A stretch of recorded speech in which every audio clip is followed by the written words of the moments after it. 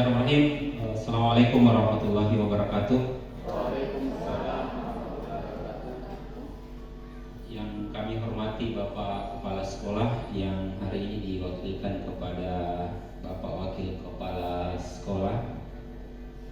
Alhamdulillah, puji syukur kita panjatkan kehadirat Allah Subhanahu wa Ta'ala, karena di kesempatan yang berbahagia ini kita masih diberikan kesempatan, kesehatan, sehingga kembali kita bisa bersama-sama untuk mengikuti salah satu rangkaian program pendidikan guru penggerak yang sementara kami ikuti, yang pada hari ini kami akan melakukan kegiatan aksi nyata sebagai bagian dari program itu dalam materi diseminasi tentang budaya positif. Kemudian yang kedua, selaku pengikut Nabi Rasulullah Muhammad SAW, saya mengajak kita semua untuk memperbanyak kiriman salawat kepada beliau. Mudah-mudahan dengan salawat yang kita kirimkan itu kembali untuk kita semua. Bapak Wakil Kepala Sekolah yang saya hormati dan teman-teman yang sempat hadir pada kegiatan ini, sebelum kita mulai memasuki materi diseminasi ini, marilah kita dengarkan arahan sepatah kata dari Bapak Kepala Sekolah, dalam hal ini Bapak Wakil Kepala Sekolah. Kepada Bapak kami persilahkan dengan hormat.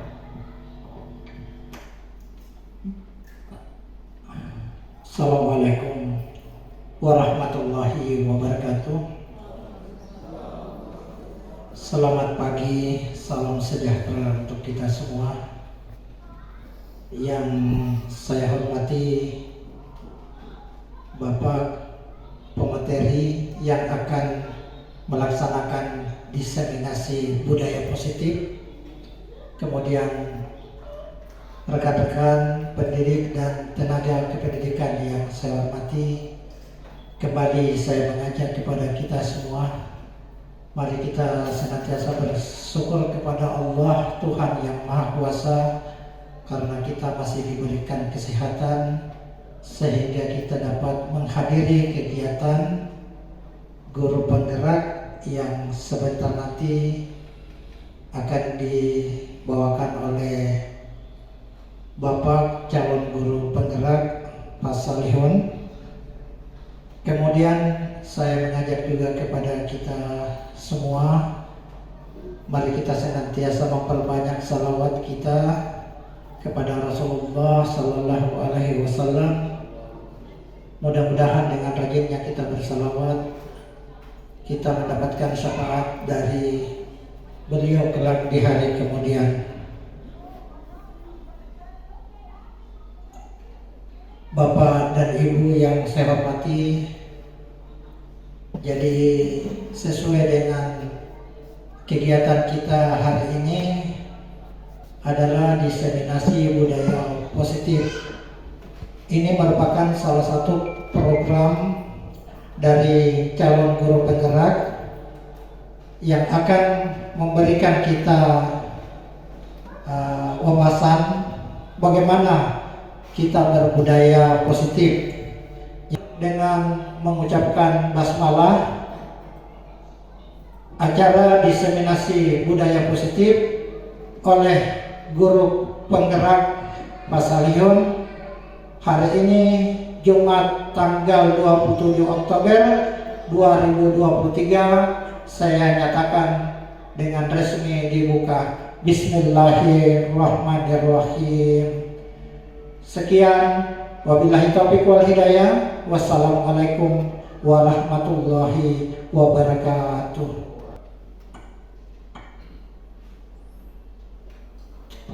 Terima kasih kami sampaikan kepada Kepala Sekolah, dalam hal ini yang diwakilkan oleh Pak Hamzah selaku Wakil Kepala Sekolah Bidang Kurikulum. Bapak Ibu sekalian yang sama saya hormati, dan mari kita masuki acara inti kita pada hari ini, yakni tentang penyampaian diseminasi atau materi tentang budaya positif. Mohon izin Pak, saya berdiri.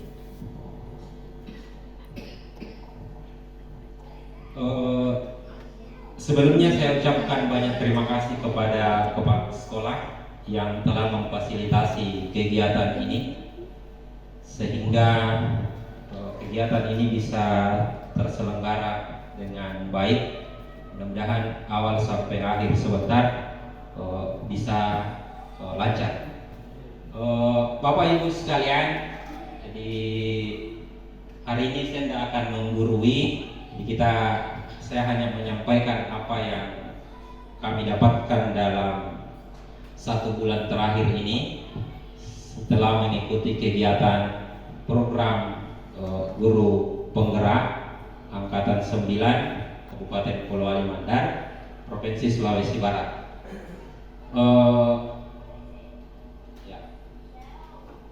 Pertama mungkin yang akan kita bahas, apa sebenarnya itu budaya positif.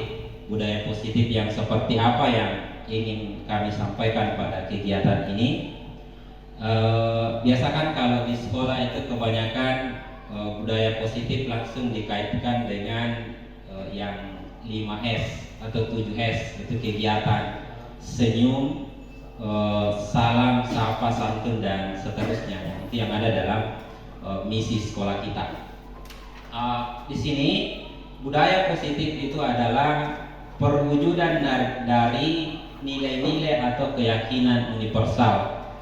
Jadi nilai-nilai atau keyakinan universal yang diterapkan di sekolah. Jadi kemudian budaya positif itu diawali dengan perubahan paradigma, perubahan pola pikir tentang teori kontrol. Saya ingin mengajak kita semua ada 6 materi utama atau konsep inti dari budaya positif. Yang pertama adalah disiplin positif dan nilai-nilai kebajikan universal. Kemudian yang kedua ada teori motivasi, hukuman, dan penghargaan. Selanjutnya ada keyakinan kelas. Yang keempat ada 5 kebutuhan dasar manusia. Yang kelima 5 posisi kontrol. Yang keenam ada segitiga restitusi. 6 materi ini mungkin tidak akan sempat kita sampaikan secara keseluruhan dan mendalam pada kesempatan kali ini, tapi mungkin beberapa di antaranya akan kita diskusikan sama-sama.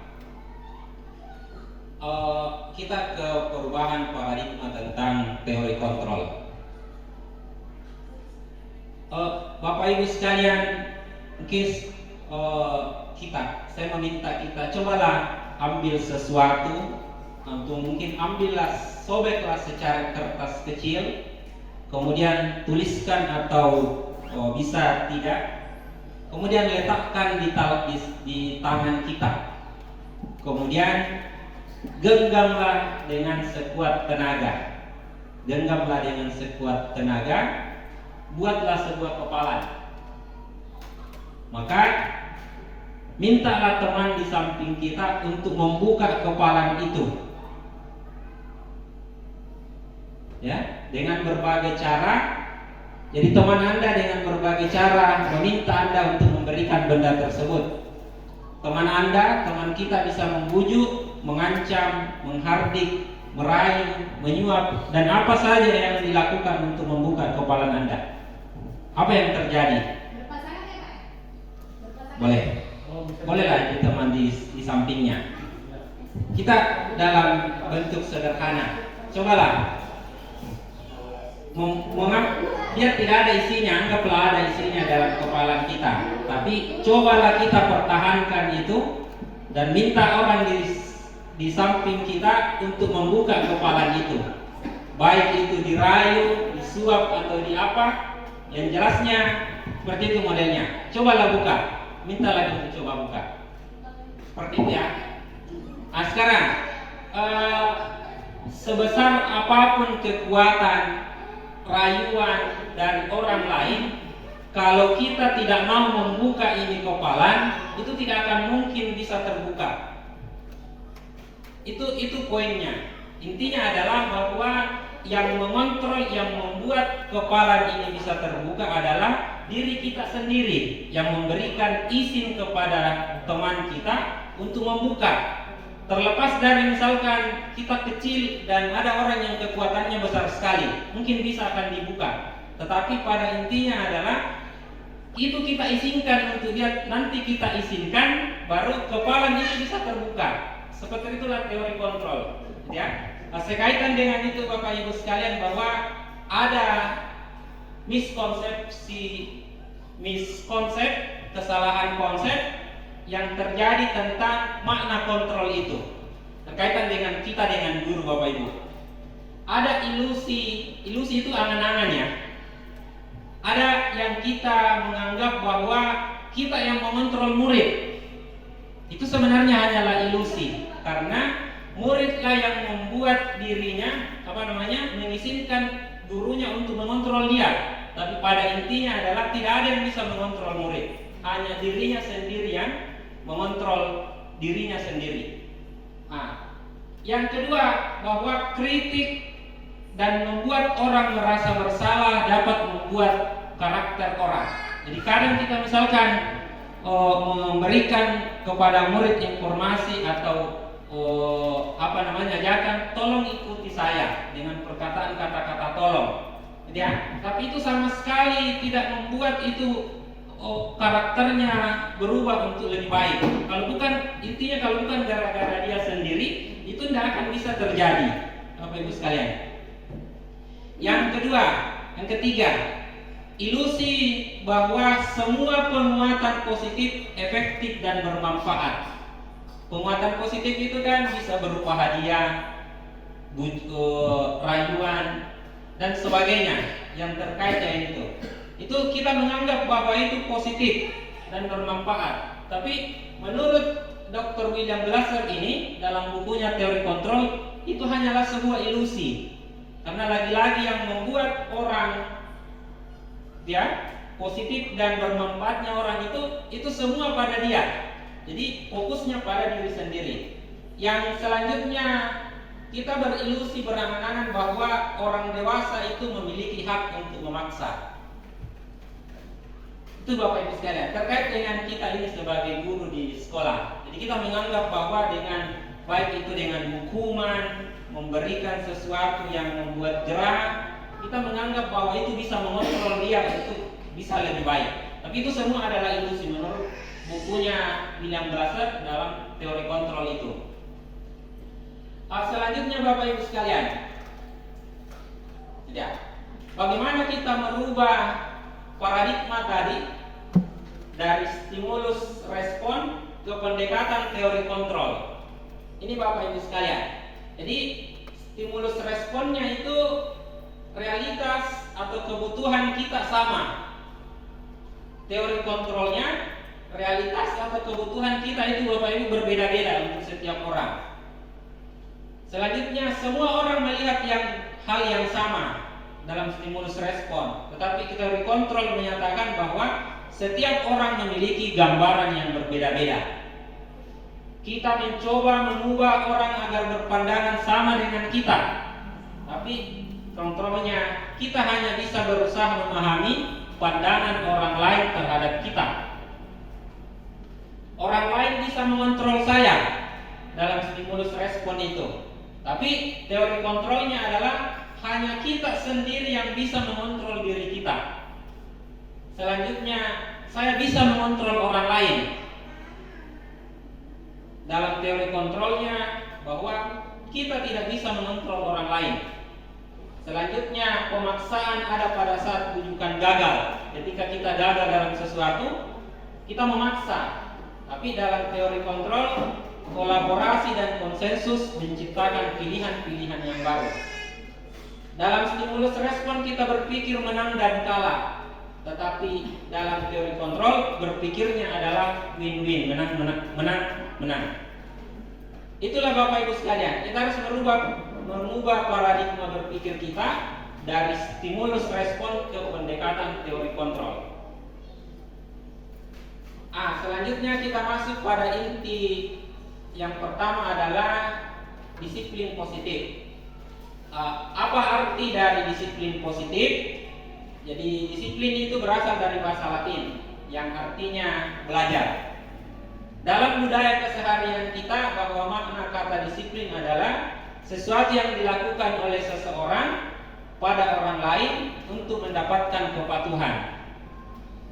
Selanjutnya, disiplin positif itu sendiri adalah merupakan disiplin diri yang memiliki motivasi dari dalam sebagai kontrol diri dengan menggali potensi agar tercapai tujuan mulia, yaitu menjadi seseorang yang kita inginkan berdasarkan nilai-nilai yang kita hargai. Itulah definisi dari disiplin positif. Kita sekarang ke mana nilai-nilai yang kita hargai bersama Bapak Ibu sekalian. Nah, yang ini ya. Seseorang yang memiliki disiplin diri berarti mereka bisa bertanggung jawab terhadap apa yang dilakukannya, karena mereka mendasarkan tindakan pada nilai-nilai kebajikan universal. Selanjutnya Bapak Ibu sekalian, kita sebagai pendidik, tujuan kita adalah menciptakan anak-anak yang memiliki disiplin diri sehingga mereka bisa berperilaku dengan mengacu pada nilai-nilai kebajikan universal dan memiliki motivasi dari dalam, bukan motivasi dari luar. Oke. Apa itu nilai-nilai kebajikan yang tujuan dari disiplin positif itu? Yaitu nilai yang disepakati bersama. Jadi nilai-nilai kebajikan itu adalah nilai-nilai yang disepakati bersama, terlepas dari suku bangsa, agama, bahasa maupun latar belakangnya. Ini nilai-nilai kebajikan, beberapa contohnya adalah kalau kita yang ditetapkan oleh kementerian ada profil pelajar Pancasila. Profil pelajar Pancasila yang ini tujuan pendidikan terutama dalam kurikulum Merdeka itu mewujudkan profil pelajar Pancasila. Bagaimana profil seorang pelajar Pancasila itu? Yang pertama, dia beriman, bertakwa kepada Tuhan Yang Maha Esa dan berakhlak mulia. Yang kedua, mandiri, bernalar kritis, kreatif, bergotong royong, berkebinekaan global. Inilah nilai-nilai kebajikan Bapak Ibu. Selanjutnya nilai-nilai kebajikan yang lain ini yang dicanangkan oleh IB Premier Years Program. Jadi ini adalah sekolah dasar. Jadi ini sikap murid yang toleransi, rasa hormat, integritas, mandiri dan sebagainya.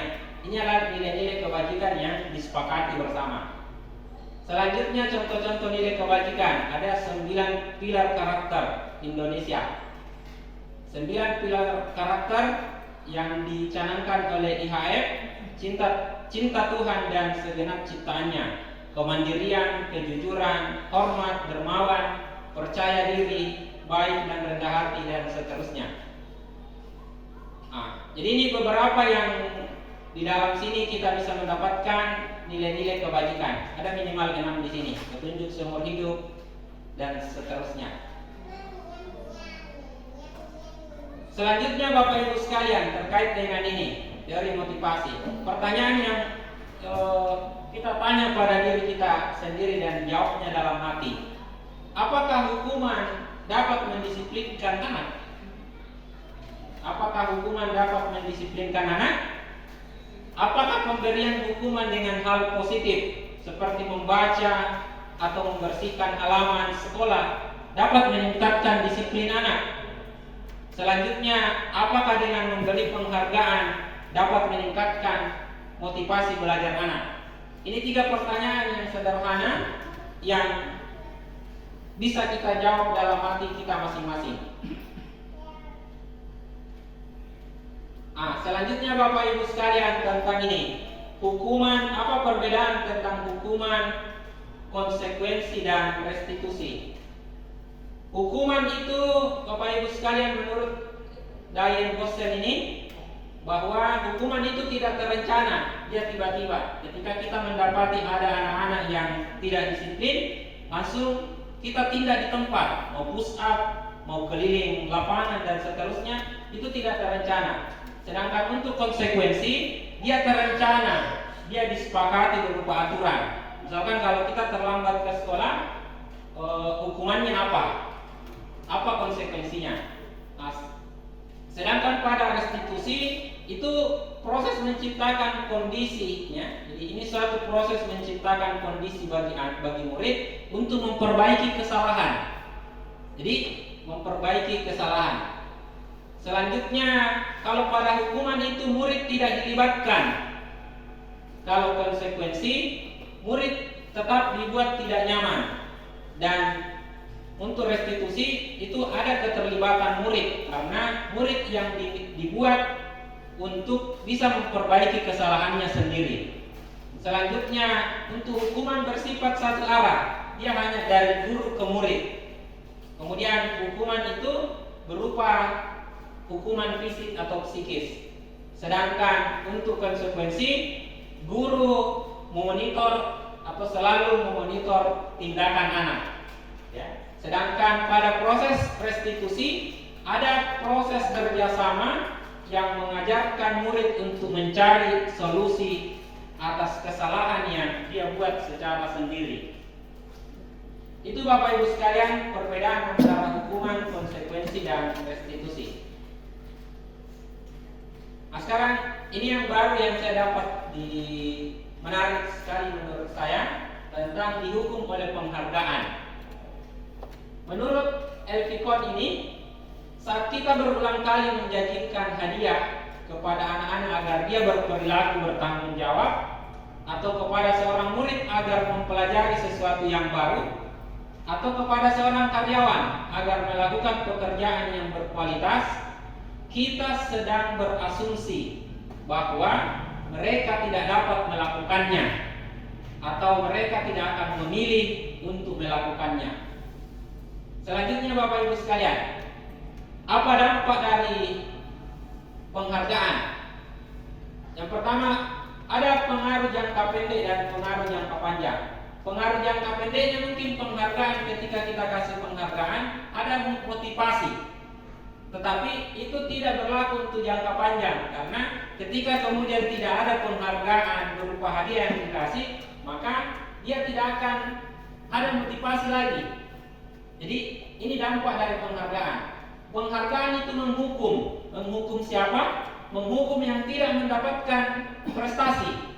Misalkan dalam kelas kita labeli ranking 1, 2, 3, yang 4 sampai 32 bagaimana? Jadi itu menghukum mereka. Apalagi kalau misalkan orang tuanya ikut andil, ketika mendapatkan prestasinya anak langsung di-upload di media sosial dan menyampaikan kepada halayak, maka itu akan yang tidak mendapatkan prestasi akan mendapat pengadilan sosial yang dari media sosial, bahwa anaknya si ini kurang, kenapa dia tidak mendapat, dia tidak ranking dan sebagainya. Selanjutnya bahwa penghargaan itu tidak efektif. Ya. Selanjutnya bahwa penghargaan itu merusak hubungan. Yang lain, penghargaan itu mengurangi ketepatan. Ada dalam suatu penelitian, ada karyawan yang disurvei itu, ketika diberikan penghargaan dengan tidak diberi penghargaan, ternyata yang tidak diberi penghargaan itu mempunyai ketepatan dan semangat yang lebih dalam hasil yang diperoleh. Jadi penghargaan itu mengurangi ketepatan karena ada nilai-nilai lain yang coba diinginkan. Ya. Nah, selanjutnya penghargaan menurunkan kualitas. Selanjutnya penghargaan mematikan kreativitas.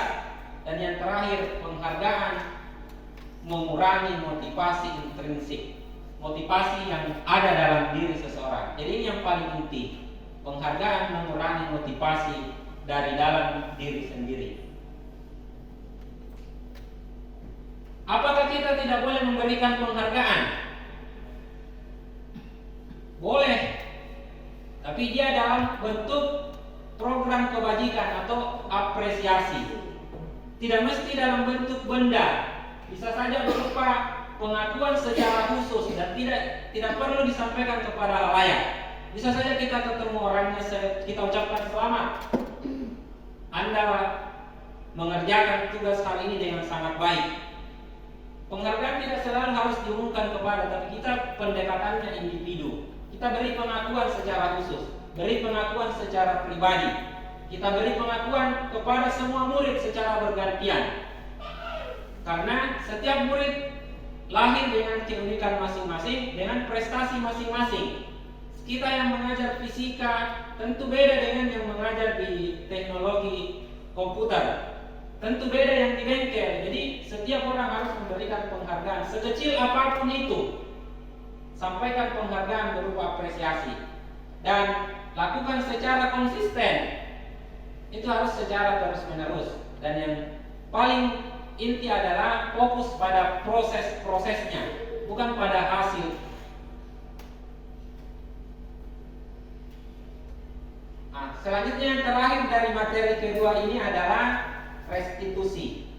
Tadi, apa itu restitusi? Dia adalah sebuah pendekatan untuk menciptakan budaya positif, disiplin positif, yang kalau menurut Daeng Gosen itu, restitusi itu adalah proses menciptakan kondisi bagi murid untuk memperbaiki kesalahan mereka sehingga mereka bisa kembali pada kelompok mereka dengan karakter yang lebih kuat. Jadi kita intinya restitusi adalah memperbaiki kesalahan dengan intinya peserta didik sendiri atau murid sendiri yang mencari solusi atas kesalahannya. Kita gurunya menuntun dan membimbing proses untuk menemukan solusi itu.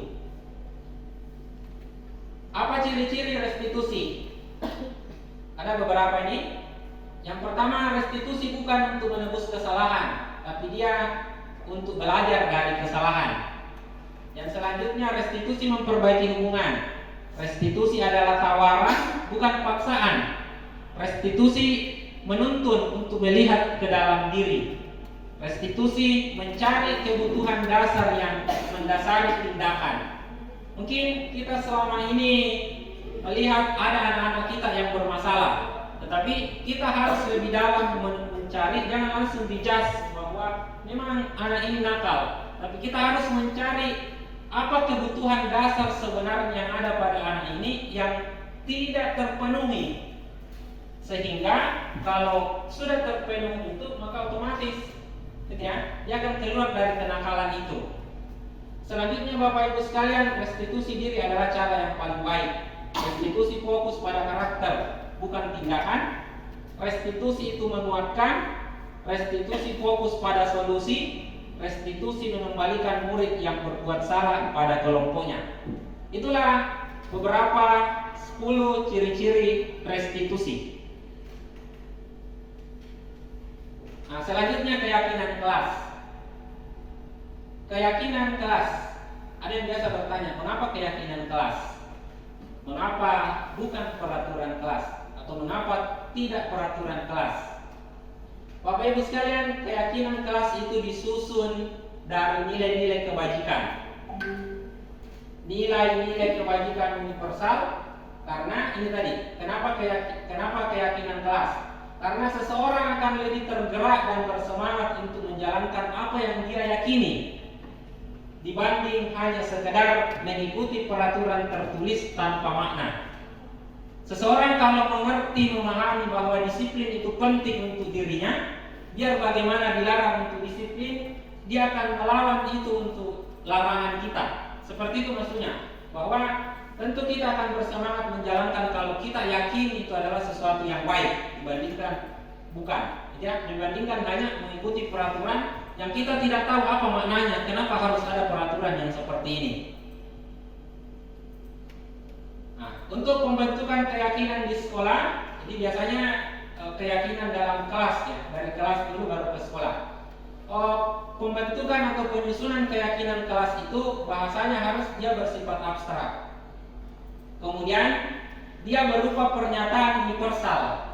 Jadi itu tadi nilai-nilai kebajikan yang sifatnya universal dibuat dalam pernyataan positif. Ya misalkan aturan kelas kan biasa jangan mengotori kelas. Itu peraturannya. Tapi keyakinan kelasnya adalah saya yakin bisa memelihara keindahan dan kebersihan kelas. Dia harus dirubah ke dalam situ karena bahasanya harus positif.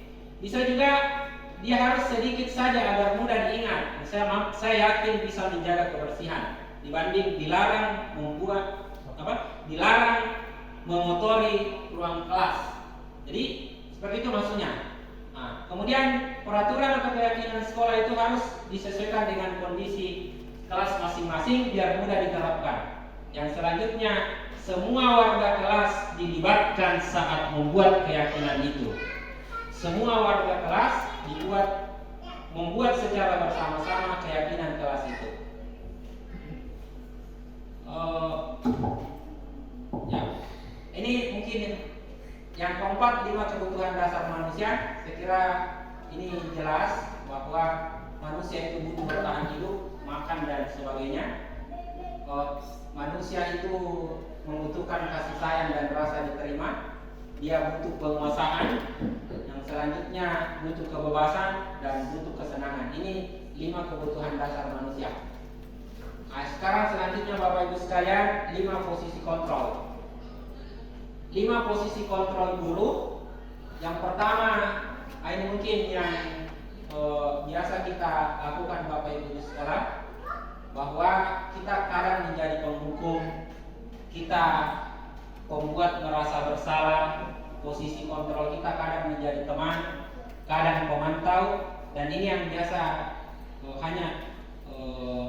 tidak banyak kita dapatkan posisi manajer. Dan kalau pada materi ini adalah kita diarahkan, dituntun untuk menjadi posisi kontrol yang kita jalankan adalah manajer. Bagaimana kelima perbedaan ini? Misalkan Bapak Ibu sekalian, penerapan 5 posisi kontrol. Ada kasus siswa tidak memakai atribut lengkap saat upacara. Kalau kita posisi kontrolnya adalah sebagai penghukum, kita akan langsung memberikan hukuman. Contoh misalkan, hormat pada bendera 1 jam karena tidak pakai topi dan tidak pakai dasi saat mengikuti upacara. Kalau kita posisinya penghukum, kita akan kalimat seperti ini akan muncul. Selanjutnya, kalau kita adalah guru yang posisi kontrolnya pembuat merasa bersalah, kita akan menyampaikan dengan lembut begini. Berapa kali Bapak Ibu harus memberitahu? Berapa kali Bapak Ibu harus memberitahu? Kamu selalu saja mengecewakan Bapak Ibu. Jadi kita membuat dia merasa bersalah. Ada juga posisi kontrol guru sebagai teman. Ayo dong, dia mengajak. Ayo dong, ikuti aturan sekolah. Tolong bantu Bapak atau Ibu ya. Sekali ini saja. Untuk kali ini saja, tidak apa-apa. Lain kali jangan berbuat begitu lagi. Itu posisi seperti teman, itu posisi kontrol guru. Selanjutnya untuk posisi pemantau, dia lebih kepada penegakan aturan yang telah disepakati sama-sama. Kamu sudah melanggar peraturan sekolah. Kamu tahu kan konsekuensinya apa? Setelah upacara kamu beli atributnya ke koperasi dan jangan diulangi lagi. Dan yang terakhir ada posisi manajer. Pernyataannya seperti ini. Apakah kamu tahu kesalahan kamu? Kita yang harus menggali lebih dahulu apa kesalahan yang dilakukan oleh anak, kemudian kira-kira bagaimana cara memperbaiki kesalahan yang telah dibuat itu. Yang terakhir Bapak Ibu sekalian adalah tentang segitiga restitusi.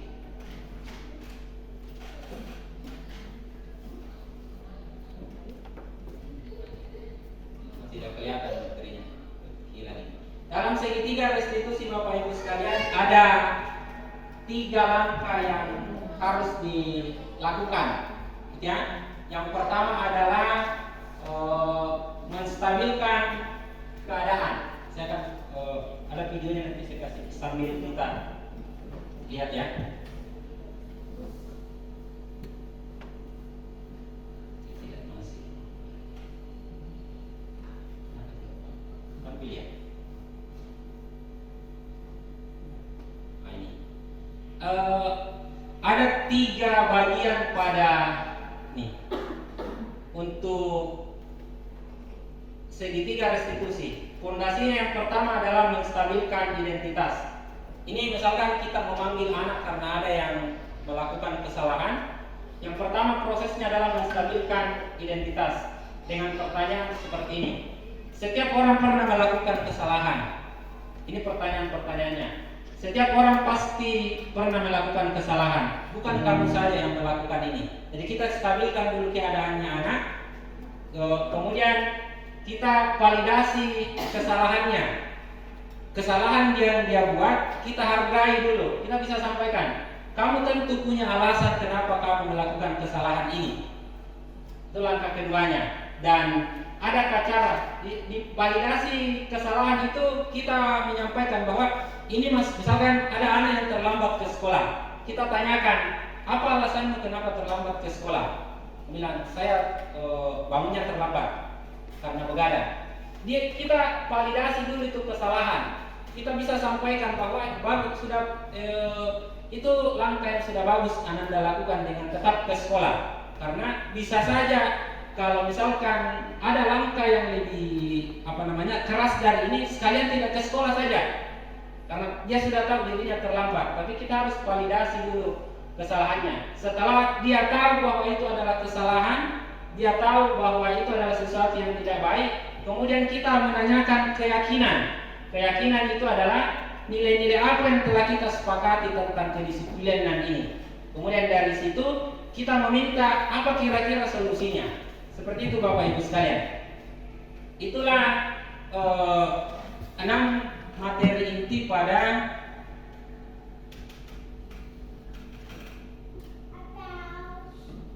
ini ya. Oke. Yang ini Bapak Ibu sekalian. Yang terakhir, terima kasih. Saya kira itu Bapak Ibu sekalian 6 materi inti dari budaya positif. Untuk selanjutnya, kalau ada yang mau ditanyakan, kita diskusi sama-sama. Sekiranya ada yang Bapak Ibu yang ingin memberikan tanggapan ataupun yang sejenisnya ataupun pertanyaan yang lain lebih menggali ini, kami persilakan kepada Bapak Ibu sekalian.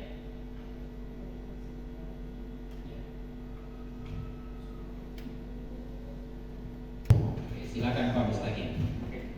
Baik, terima kasih Pak atas kesempatan yang diberikan. Assalamualaikum warahmatullahi wabarakatuh. Alhamdulillah, luar biasa pertemuan kita hari ini. Yang ingin kami mungkin pertanyakan di sini, di awal tadi kami mengamati atau melihat tayangan di atas. Di awal-awal tadi kami melihat bahwa ada pendapat, saya tidak sempat tadi melihat pendapat siapa itu, bahwa apa yang kita lakukan terhadap untuk mendisiplinkan siswa itu adalah ilusi. Ada Pak ya? Kata-kata ilusi, beberapa ilusi tadi itu. Dan yang poin yang paling saya tertarik di akhirnya itu adalah bahwa ternyata yang bisa merubah pada diri, apakah itu kedisiplinannya, adalah mereka sendiri. Kita sendiri. Nah, ya keyakinan mereka. Jadi sebenarnya hal yang bagaimana yang harus kita lakukan, karena yang terakhir kesimpulannya bahwa mereka sendiri lah yang bisa merubah dirinya. Itu yang pertama Pak. Kemudian yang kedua, saya juga tertarik sekali dari yang di halaman di poin berapa itu. Ada saya melihat keyakinan kelas. Ada Pak ya? Keyakinan kelas. Itu saya melihat bahwa di penjelasannya itu ada bahwa keyakinan kelas itu bersifat abstrak. Jadi kalau abstrak menurut pemahaman kami bahwa hampir sama dengan matematika abstrak, tidak nyata, tidak kelihatan. Nah, ini yang menjadi poin menarik, karena ini yang disampaikan ya, bahwa inilah yang bisa kita terapkan, itu adalah keyakinan kelas. sementara kami melihat Pak bahwa rata-rata manusia sekarang itu nanti mereka percaya kalau sesuatu itu nampak di depan matanya, kelihatan. Bahkan Tuhan saja ada yang sampai tidak kelihatan. Mereka rata-rata seperti itu yang kami melihat. Jadi itu yang kedua Pak. Bagaimana mana betul yang bisa kita pedomani? Apakah keyakinan kelas ini atau ada sesuatu yang nampak dilihat oleh siswa sehingga bisa berubah dalam mungkin di disiplinnya. Ini yang terakhir Pak, mungkin banyak. Terima kasih banyak. Terima kasih Pak Mustaqim untuk pertanyaannya. Jadi setidak pertama apa yang harus dilakukan terhadap murid, karena mereka sendirilah yang sebenarnya merubah atau mengontrol dirinya. Jadi ini yang kami sampaikan di awal tadi, bahwa ini ada beberapa ilusi, 4 ilusi tadi itu adalah kajian yang dilakukan oleh pakar pendidikan, pakar psikologi terkait dengan ini. Namanya Dr. William Glasser. Dia mengatakan bahwa seperti yang kita sampaikan tadi, tidak ada yang bisa merubah kita. Yang bisa merubah hanya diri kita sendiri. Sekaitan dengan itu tadi, berarti apa yang harus kita lakukan sebagai guru? Apa yang harus kita lakukan sebagai guru? Kita tugasnya adalah menuntun dia. Tugas guru adalah menuntun dia untuk bisa mengontrol dirinya sendiri. Tapi jangan memaksakan ketika menuntun itu, memberikan paksaan bahwa harus seperti ini. Intinya adalah ketika dia melakukan sesuatu yang salah, harus dia sendiri yang memberikan solusi terhadap apa masalahnya. Itulah posisi guru sebagai penuntun, pemberi arah. Makanya seperti itu tadi muncul kemudian 5 posisi kontrol guru itu bisa berlaku dimanapun. Ya, di tugas kita diarahkan sebagai seorang guru untuk menjadi seorang manajer. Manajer itu kita tahu apa kekurangannya anak-anak, apa kelebihan. Kita harus memberikan bahwa anak ini memiliki potensi yang sangat luar biasa. Karena Ki Hajar Dewantara juga selaku pakar pendidikan mengatakan bahwa tugas guru memang hanya menuntun. Guru itu, peserta didik itu terlahir dengan karakter masing-masing. Bahkan di salah satu bahasanya itu bahwa peserta didik itu atau murid itu adalah bukan kertas kosong. Tugas guru yang mengisi lembaran-lembaran kosong itu. Tetapi tugas siswa atau murid itu terlahir dengan keunikan masing-masing dan sudah membawa kertas yang berisi, tetapi isinya itu masih buram. Tugas guru adalah menebalkan garis-garis buram yang ada pada kertas itu, ya, menebalkan yang positifnya, karena setiap ada juga negatifnya. Tugas guru adalah membuat yang negatif itu tetap buram. Jadi posisinya guru adalah menebalkan garis-garis buram itu pada konteks yang konten yang positifnya, tetapi untuk konten negatifnya adalah kita biarkan dia buram, ini kita batasi. Jadi intinya memang peran guru penting, tapi bukan juga bahasanya karena dia sendiri, jadi biar dia tahu sendiri karena dia mengontrol dirinya. Bukan seperti itu bahasa sederhananya.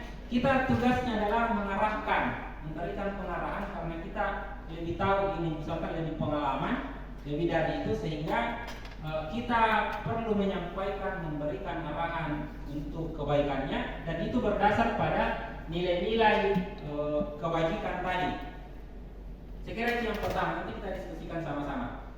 Selanjutnya kedua yang disampaikan oleh Pak Mustaqim tentang yang keyakinan kelas yang bersifat abstrak. Jadi beberapa tadi itu nilai-nilai kebajikan ya, karena nilai keyakinan kelas itu harus disusun berdasarkan nilai-nilai kebajikan. Apa yang dimaksud dengan sifatnya abstrak? Istilah dengan kata mandiri, bernalar kritis itu tidak terlihat. Istilah-istilah mandiri, bernalar kritis, kemudian berkebinekaan global itu secara konkret tidak bisa lihat seperti layaknya sebuah benda, tapi dia adalah suatu sifat. Nah, sedangkan sifat itu sendiri adalah dia modelnya abstrak yang kayak sebagian dalam kita itu dia tidak berwujud langsung ada nilai. Mungkin bahasa yang seperti itu tentang penyusunan kelas, karena ini prosesnya. Kemudian kita sebagai seorang guru diarahkan supaya kita menjadi manajer, menjalankan posisi kontrol manajer. Pertanyaannya kemudian, bagaimana kalau seumpama 2-3 kali ini kita manajeri tapi tetap melakukan kesalahan yang sama? Maka jawaban yang saya dapatkan kemarin adalah kita kembali ke posisi pemantau. Posisi pemantau itu adalah posisi pemberian sanksi konsekuensi atas pelanggaran yang dibuat. Jadi itu modelnya. Jadi sekiranya guru itu berada pada dua posisi, manajer dan pemantau. Artinya kalau memang manajernya tidak ada sesuatu yang membiarkan, kita sudah 2-3 kali menyampaikan itu dengan kita sudah berdiskusi baik-baik dengan posisi manajer 2-3 kali gitu ya. Nah, kita bisa sesekali menjadi posisi pemantau, memberikan hukuman karena bukan hukuman ya, tapi konsekuensi dari apa yang dia langgar. Karena posisi manajer itu tidak ada hukuman di dalamnya. Pokoknya ketika dia terlambat, misalkan ada pelanggaran yang dia buat di sekolah, kita panggil, cerita dari hati ke hati, kita tanyakan bahwa kenapa dia berbuat seperti itu, apa alasannya, kira-kira solusinya apa. Seperti itu yang kita bisa. Tapi setidaknya itu Bapak Ibu sekalian, bahwa kesimpulan dari 5 posisi kontrol itu tadi, bahwa kita diarahkan sebisa mungkin untuk menjadi manajer. Saya kira itu untuk sementara Bapak Ibu sekalian. Terima kasih. Mungkin ada, oke silakan Pak Asmat kalau ada yang ingin.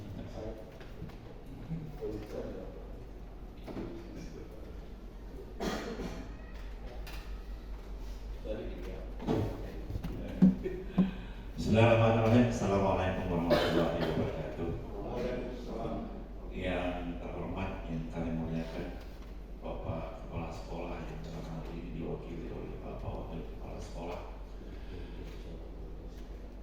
Yang terhormat yang saya banggakan Bapak pemateri diseminasi budaya positif, ini Pak Sarjito SPD luar biasa membawakan materi ini.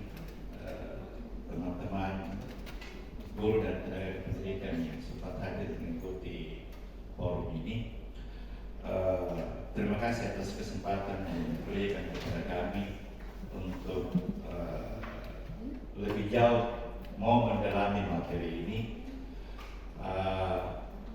Ada hal yang ingin saya pertanyakan lebih dalam sekaitan dengan materi yang disampaikan oleh pemateri, yang tepatnya di materi dihukum oleh penghargaan. Ada dalam satu slide yang saya baca, dampak dari penghargaan itu ada beberapa poin. Tapi sebelum saya jawab menanyakan itu, saya juga ingin bernarasi seperti ini, Pak. Kalau saya berbuat baik, sementara orang menanggapi negatif, pasti hasilnya negatif. Berbuat baik pun kita sama orang, kalau orang itu menanggapi secara negatif, pasti hasilnya negatif. Mudah-mudahan saya salah. Saya kaitkan dengan dampak penghargaan dalam satu slide dalam materi yang disampaikan oleh Pak Salim tadi, bahwa penghargaan yang diberikan sama siswa itu tidak melulu hasilnya negatif. Ada juga hal positif yang bisa menjadi output dari penghargaan itu.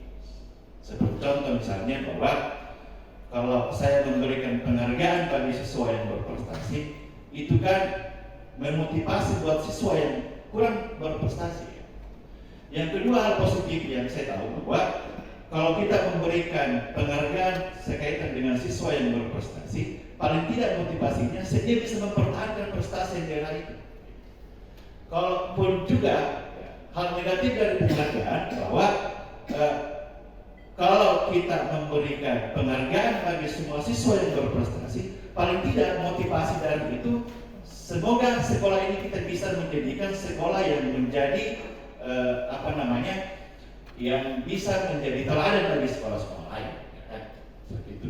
Nah, pertanyaannya kemudian adalah ada tidak penelitian yang selama ini dibuat oleh guru penggerak atau calon guru penggerak sekaitan dengan dampak yang sekolah berikan atau yang guru berikan terhadap siswa yang berprestasi? Apakah melulu bahwa kita memberikan penghargaan sama siswa yang berprestasi itu tidak bisa kita lakukan di sekolah ini, di sekolah misalnya di dunia yang sekarang ini? Ya. Nah, pertanyaannya, adakah penelitian terhadap itu bahwa kasus ini, penghargaan ini, ya itu sudah tidak bisa kita lakukan di dunia ini? Ya, itu sementara Pak. Sekian. Wallahu muwaffiq ila aqwamit thariq. Wassalamualaikum warahmatullahi wabarakatuh. Terima kasih. Yang pertama saya mau ke Pak Asman tentang poin pentingnya adalah apakah sudah ada penelitian bahwa penghargaan tidak berfungsi lagi untuk meningkatkan motivasi di tingkat sekolah. Saya kunci dulu pertanyaannya begitu Pak. Apakah ada penelitian tentang bahwa pemberian penghargaan itu tidak meningkatkan motivasi belajar anak-anak cakupannya di lingkungan sekolah?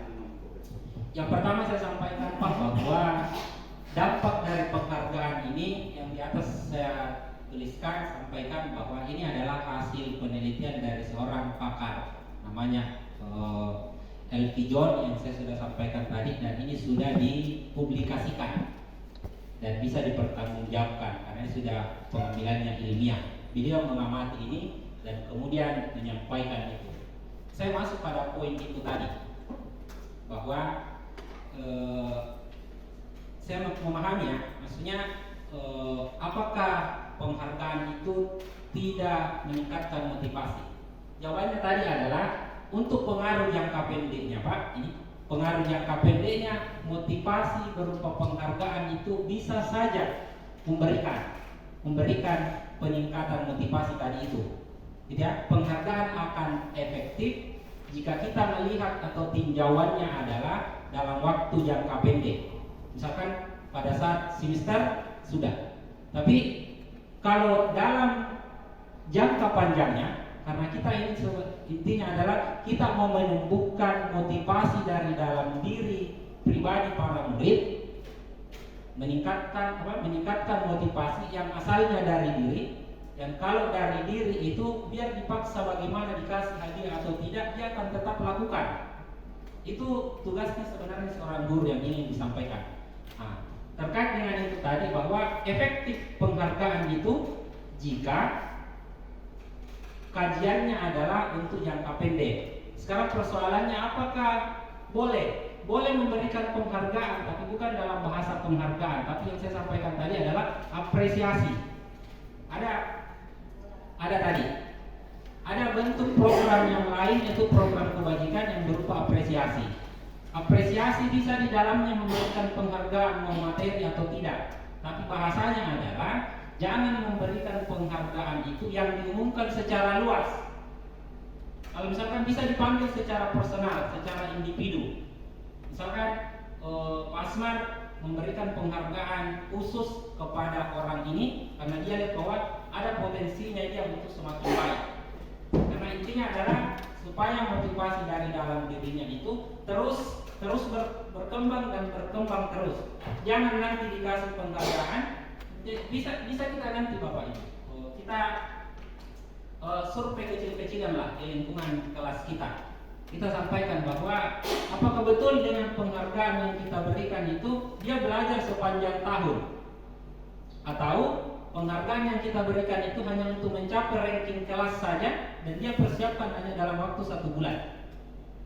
Intinya kan adalah kita menginginkan bahwa anak-anak itu belajar atau menjadi pembelajar sepanjang hayat.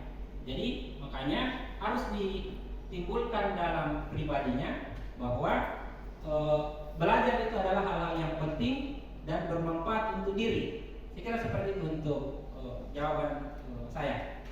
Yang ingin saya tanyakan di sini, Pak Mandiri, sebagai seorang guru penegak, kira-kira apa motivasi Anda mengikuti dalam guru penggerak ini, dan kemudian dalam program guru penggerak ini kegiatan apa saja yang mesti harus dilakukan dan tersulit ataupun yang mungkin masalah tantangannya dalam mengikuti program penggerak ini, kira-kira apa saja agar kita ini sebagai guru yang mungkin belum mendaftar, mungkin insya Allah mudah-mudahan di angkatan selanjutnya kita akan coba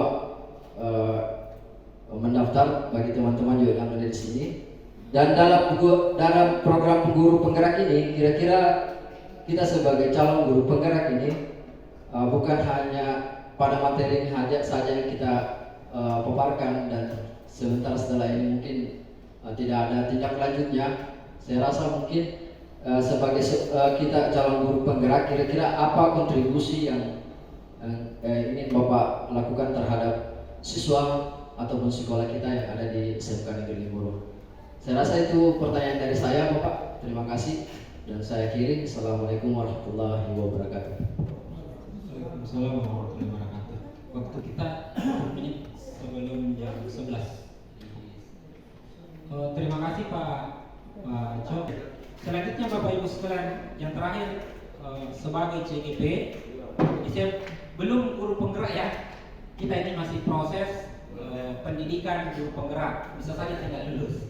Ini programnya 6 bulan, sekarang baru berjalan sekitar 2 bulan. Jadi kami ini masih calon guru penggerak. Cuman kurikulum yang saya baca di sana semua sangat luar biasa. Ada 4 kompetensi yang ingin dicapai oleh seorang guru penggerak ketika lulus nanti. Yang pertama adalah kompetensi mengembangkan diri sendiri dan orang lain. Itu yang pertama. Kecakapan itu, kompetensi itu yang coba di kurikulumnya guru penggerak. Yang kedua, kompetensi yang diharapkan lahir setelah menjadi guru penggerak adalah kompetensi pemimpin pembelajaran. Dalam pemimpin pembelajaran itulah bagaimana memfasilitasi anak belajar digali. Kemampuan intinya profesionalisme dia dalam mengajar. Bagaimana caranya mengajar orang yang kurang, bagaimana memfasilitasi orang yang lebih dan sebagainya. Kemampuan memimpin pembelajaran di kelas. Yang ketiga, kemampuan manajemen sekolah. Inilah yang kemudian menjadi beberapa alasan teman-teman yang ingin menjadi guru penggerak supaya bisa jadi kepala sekolah. Karena undang-undang kementerian menjamin itu. Siapa yang lulus guru penggerak dan mau menjadi kepala sekolah bisa lewat jalur guru penggerak. Tidak perlu mendapatkan sertifikat kepala sekolah. Makanya dalam guru penggerak itu ada kompetensi manajemen sekolah yang coba diberikan. Jadi harapannya setelah lulus dari situ dia bisa menjadi pemimpin manajemen sekolah. Yang keempat, masih berkaitan dengan status kepala sekolah dan pengawas, yaitu kompetensi pengembangan sekolah. Sudah manajemen, selanjutnya yang keempat kompetensi pengembangan sekolah. Jadi 2 yang pertama adalah untuk misalkan saya pribadi, 2 yang terakhir itu adalah bonus kalau mau jadi kepala sekolah atau pengawas.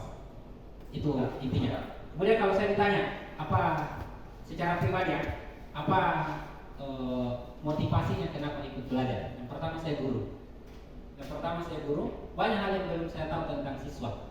Alhamdulillah saya tercerahkan sebenarnya dengan ketika mengikuti program guru penggerak. Minimal saya tidak mencap lagi anak-anak ketika bermasalah. Saya cap dia bahwa dengan tindakan-tindakan negatif, karena saya sudah mulai paham bahwa siswa itu begini dan sudah diajarkan di guru penggerak seperti itu. Bagaimana siswa, bagaimana karakternya, bagaimana menghadapi karakter yang seperti ini. Ya, persoalan nanti kemudian kenapa ada guru penggerak tidak melaksanakan itu kembali kepada individu ya. Itu kembali kepada individu.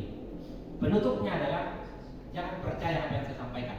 Silakan nikmati sendiri dengan menjadi guru calon guru penggerak di program guru penggerak. Itu bahasa yang biasa. Jangan percaya apa yang disampaikan orang. Nikmati sendiri dan percayai, lakoni, jalankan dan buktikan bahwa ternyata yang disampaikan itu benar. Gitu ya. Jadi poinnya itu. Terima kasih teman-teman sekalian yang bersedia telah hadir berdiskusi bersama kami dalam pemenuhan tugas ini. Saya ucapkan terima kasih banyak selaku pribadi dan khusus sekali kepada Pak Hamsa selaku wakil kepala sekolah yang menyediakan ruang tugas saksi nyata kami.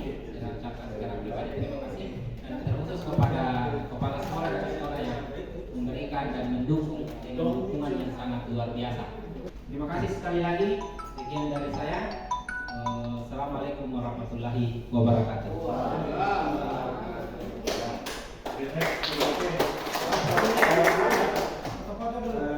Foto-foto dulu. Ada